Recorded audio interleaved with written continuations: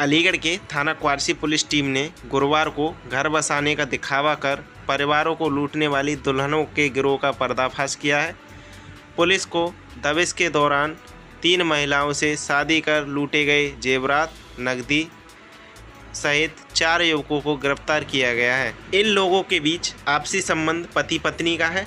फिर भी महिला पैसों की चाह में मुस्लिम होने के बावजूद हिंदू रीति रिवाज से शादी करके दूसरे दिन नकदी और जेवरात लेकर गायब हो जाती थी। पुलिस की पूछताछ में लुटेरी दुल्हनों ने अब तक 10 से 12 जगह शादी कर लूटना कबूल किया है। हाल ही में अलीगढ़ के 2 परिवारों को लूटने के बाद ये गैंग पलवल के किसी अन्य परिवार को मोहरा बनाकर लूट को अंजाम देने वाला था। इससे पहले ही क्वारसी पुलिस ने गैंग को हरियाणा के पलवल से गिरफ्तार कर लिया। 2024 को थाना क्वारसी क्षेत्र में हमें एक सूचना मिली थी कि एक नवविवाहित दुल्हन अपने ही घर से कुछ जेवरात और आभूषण लेके और फरार हो गई है।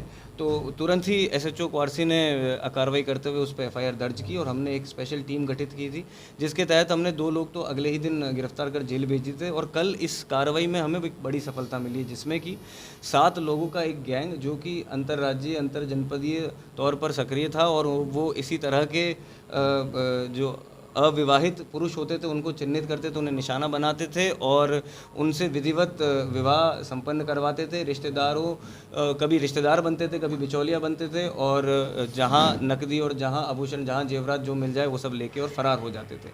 ये अलग अलग नामों का, अलग अलग फर्जी आधार कार्ड, पहचान पत्र और अपने मोबाइल नंबर बार बार बदल के इस तरह के फ्रॉड को अंजाम देते थे। और कल क्वारसी पुलिस ने अथक प्रयासों और अपनी सक्रियता की वजह से इस पूरे गैंग का पर्दाफाश किया है और काफ़ी इसमें रिकवरी। क्या ये अंतर्राज्यीय गैंग है, इनसे क्या बरामद हुआ है? जी, जो इंटरोगेशन में जो हमें अभी तथ्य सामने आया उसमें इन्होंने इस तरह की 10 से 12 घटनाएं कम से कम की हैं, जिसके लिंक राजस्थान तक, मेरठ और हापुड़ इत्यादि अनेक जनपद एवं दूसरे राज्यों तक भी इनके लिंक फैले हुए हैं। हालांकि ये सब अभी जांच का विषय है और ये सब वेरीफाई अभी किया जाना बाकी है।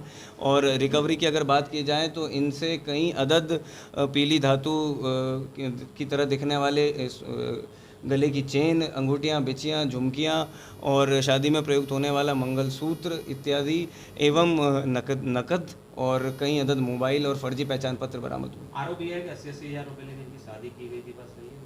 ये बिचौलियों के बीच में इनका अरेंजमेंट रहता था और ये कुछ पैसे दे के बिचौलियाँ दोनों ही तरफ से पैसे ले के और इनकी शादी करवाते थे। और ये पूरे ही गैंग मेंबर उस शादी में जो भी उन्हें जेवरात, आभूषण या जो भी इत्यादि प्राप्त होते थे वो सब ही का बंटवारा आपस में करके और अपना इसी तरह से फ्रॉड को जारी छुपाने की भी बात की गई है कुछ? क्या चीज़? जब शादी हुई थी, नाम पूजा बताया था। हाँ, ये जो मैंने जैसा आपको बताया कि अनेक अपने आधार कार्ड, पहचान पत्र बदल के अनेक नामों से, अलग अलग मोबाइल नंबरों से ये लोग अपनी पहचान बनाते थे और एवं छुपाते थे और एक नई शादी और एक नई पहचान इनकी हमेशा सामने आती थी। नहीं, ये तो अभी जांच का विषय, ये अभी हम लोग पूरी तरह से कंफर्म नहीं कर पाए हैं। जैसे कि मैंने इंटरोगेशन में बताया कि 10 से 12 टोटल मिला के शादियाँ करने की बात तो इन्होंने अभी तक कबूली है। हालांकि इसे भी हमें वेरीफाई करवाना होगा और ये सभी विवेचना में आगे प्रकाश में आएगा और आप लोगों को अवगत करवाया जाएगा।